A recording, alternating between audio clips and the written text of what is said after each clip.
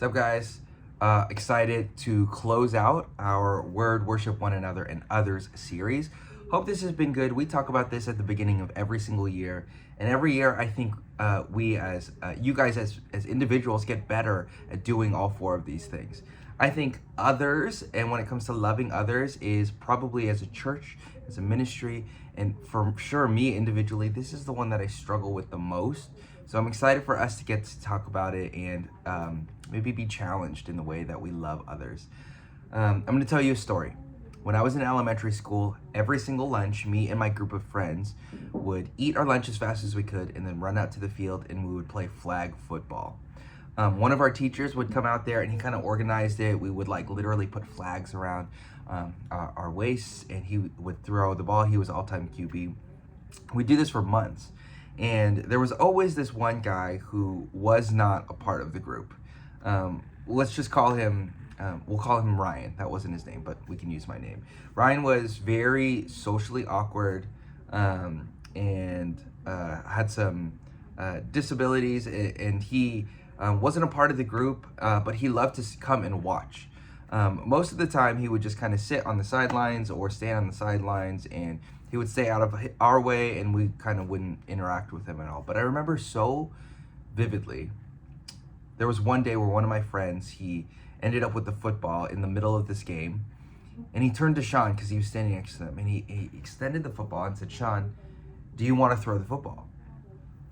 And Sean, his face lit up, and he grabbed the football and he threw it back to our friend, and he was so incredibly happy, and everybody else on the field was so upset that it happened because we were in the middle of a game. We're like, "Dude, what are you doing? Like, we're trying to play a game. Why are you doing this? He doesn't want to you're messing up the flow." And we were also upset. We were yelling at our friend, and he caught the ball, and he looked at all of us, and he heard all of us upset, and he didn't say a word. All he did was he took the football and he looked back at Ryan, and he said, "Ryan, do you want to do it again?"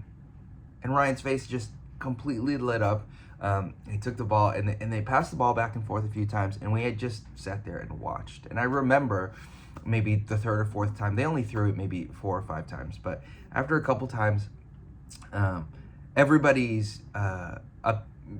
who was upset at the fact that the game was being disrupted, they stopped complaining, because I think everybody kind of realized, like, hey, this was a nice thing that was happening, and us being upset was a really rude way for us to respond. And when I think about what it looks like to biblically love other people, this is always one of the stories that comes to mind, because it's the people who are on the outside that we need to love and bring them in. When it comes to loving others in a biblical, godly way, what it is it's taking people who are not Christians and loving them, not expecting something back from them, but loving them in a way that God would love them, with the hopes of one day God will get a hold of them. If God chooses to use us in that, then that's amazing. But the goal is just to love people well. This concept is littered all over the Bible. You see it with the Good Samaritan. You see it the way that Jesus treated the outcasts. Really, a lot of it can be boiled down to this verse in Matthew 22. We've talked about it before. It's called the Great Commandment. Some Bibles call it the greatest commandment. Let me read it here. It says, "Love the Lord your God with all your heart, with all your mind, with all your soul. This is the first and greatest commandment. And the second is like it. It says this, love your neighbor as yourself. And all of the law and all of the prophets hang on these 2 commandments." That we can boil our entire existence here on earth to these 2 greatest commandments. That if we do these 2 things and do these 2 things well, then we are accomplishing the most important things. It's to love God with everything that we have, and to love others the way that we love ourselves. That's it. It's so simple, yet so difficult to do. How do we love our neighbors well? Who are our neighbors? These are the things that we're going to talk about. You guys know some of these answers, but I would love for us to take our concept of loving others and expand it. I think we say that we love others, but I would love for us to be known as people that love people in a way that is so radical and so countercultural that people would look at the way that we love others and want to know why we love them well.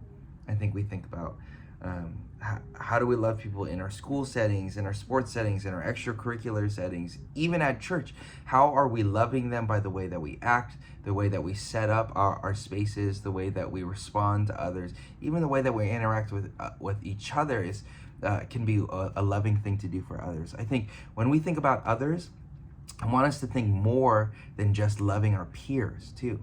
It means loving people who are younger than us, people that we come in contact with on a regular basis, people that we only see one time in our lives, strangers. And how do we love people who are older than us? And I think this is an unnatural thing to do. It's to show godly love to people who are older than us in a different life phase. I think it's a myth that young people can't love old people well, like with God's love. And so we have a couple discussion questions. Hope you guys enjoy these things. Let's talk more about these things. And we'll see you next time.